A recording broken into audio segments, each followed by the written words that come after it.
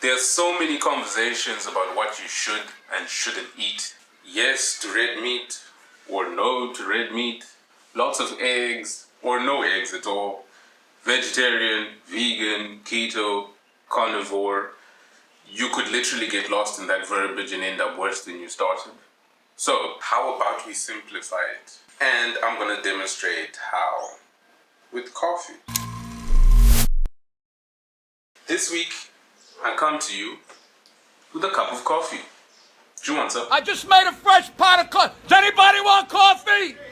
Who wants coffee? Does anybody want coffee? Who wants coffee? What the fuck is going on, man? You want coffee? Listen, you're fucking... I just made coffee. Does anybody want coffee? Who wants? And I come to you with a conversation about coffee. You know how you have always heard verbiage here and there about how bad coffee is for you from these health experts and so on. So one day I was sitting there and my consciousness lit up and an observation came to me. I won't say what it is exactly, so I'm just going to show you instead.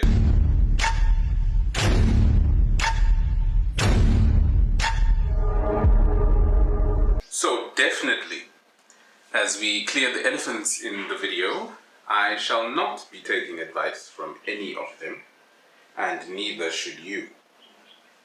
Anyway, I decided to do some digging on coffee. Oh, and by the way, if you're wondering, Brandon, why are you talking about this? Surely it's not that serious. My answer is this. One lie comes with many, so do your own digging on everything else. I can only give you hints. So, history lesson for you real quick. The Kaldi legend, 850 AD, is a coffee origin story that involves an Ethiopian goat herder named Kaldi. He noticed his goats became unusually energetic after eating a specific type of berries from a specific tree. So much that they didn't sleep at night when they did. And so he brought the berries to a local monastery where the monks ended up making a drink and found it kept them alert during long evening prayers. So as things often do, word spread and coffee's journey basically began at that point. So fast forwarding to the 15th century, coffee was now being cultivated and traded on the Arabian Peninsula, particularly in Yemen. Sufi monks used it to aid concentration during nighttime devotions. And then the port of Mocha became so associated with the trade that it lent the name of a style of coffee we still use today. And then fast forwarding again, the 16th century, coffee houses had spread across the Middle East and became very vibrant centers of social and intellectual life. Key detail there.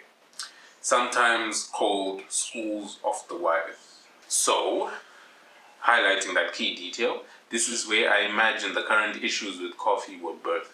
But anyway, fast forwarding to the 17th century, coffee reached Europe, initially meeting resistance though. Some were calling it the bitter invention of Satan. You know, typical religious fanaticism. We're gonna ignore that. Nonetheless, coffee houses quickly became hubs of business and conversation. Another key detail. And then European colonizers brought the coffee to the Caribbean and South America, and now we have it across the world, right? So I imagine you saw a theme there, which I might have made obvious by highlighting key details. Coffee is introduced into a place and it becomes fuel for thinking and elevated spirituality and ideas and business and so on, which must mean that God made it for a reason, right? And then along comes Rockefeller and proclaims he doesn't want a nation of thinkers. He wants a nation of workers. Nation can be expanded to world because the whole world basically followed that system. And then from there, the demonization of anything good and mind expanding. But when God created the heavens and the earth, he did it for a reason, right?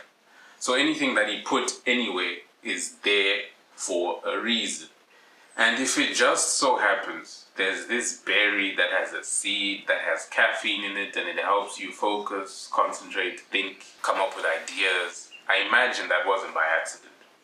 And so who are we to say what God created is bad?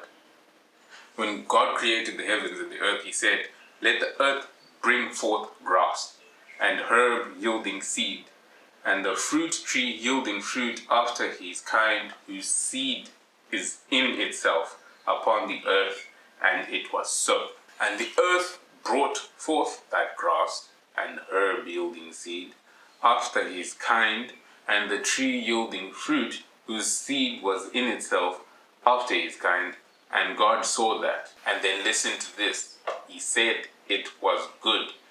And so it is good. Though, side note, none of this means that you can eat whatever you want. Slow down there, bucko. The Bible tells you what you should and shouldn't eat specifically. So, in summary, have some coffee. I'll see you next week. Goodbye.